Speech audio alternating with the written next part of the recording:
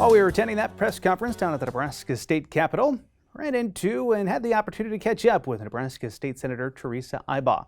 Ibach, who represents portions of central and southwest Nebraska, has introduced several bills that may have an impact on the ag industry. Here's our conversation. 44, always good to visit with you and catch up specifically about your agriculture priorities for this session. Give us an update. What are some of the priority bills you've emphasized on this year, Senator? Well, great. Thank you for having me, as always. Probably if we wanted to speak to my priority bill, there are several committee priority bills as well that I am signed on to co-sponsor. But my priority bill specifically will be the 1368, which is the Nitrogen Reduction Incentive Act. And what that bill will do is educate and encourage farmers who currently don't use biologics to educate them on the advantages and the results that biologics can bring to their operations. It speaks to increased stock health. It speaks to increased yields. It speaks to a biologic that will adhere to the roots of a stock and be time released.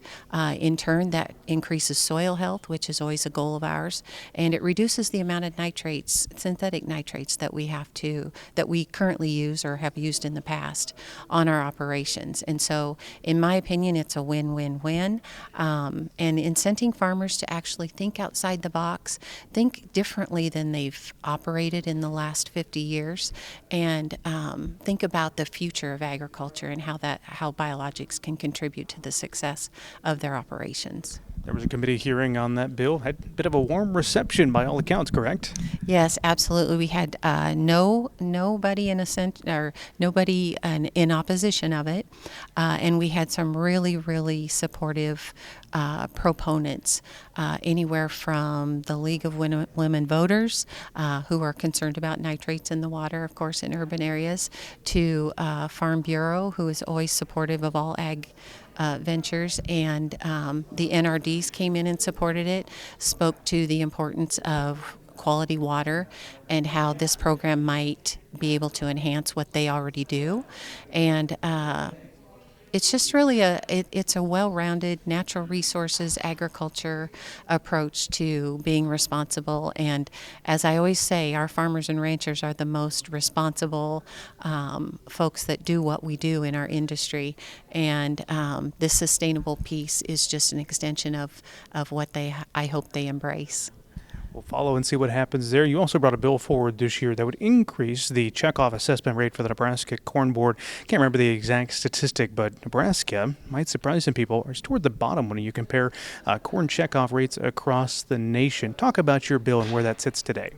Absolutely. So the corn checkoff is, of course, very important for education, from an education perspective, and from a research perspective. Our corn board here in Nebraska does a magnificent job of educating the public on the benefits of what their product is and how it goes into ethanol, how some of the byproducts are fed to livestock now. So corn is a big passion of mine, of course, as a producer.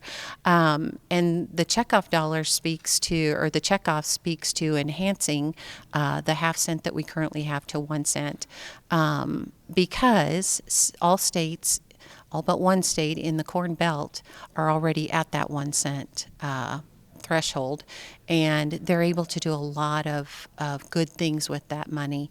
The other thing it speaks to, of course, we've suffered through a couple of years of drought, so our yields have been down a little bit. Corn checkoff maybe hasn't been as productive as we'd like for it to be, but I think with enhancing the checkoff amount, I have not talked to a single farmer or rancher, including my husband, that says, no, we don't want to do that, because I think farmers see the importance of marketing their product, of educating folks on what their product does, and the value of corn in our state.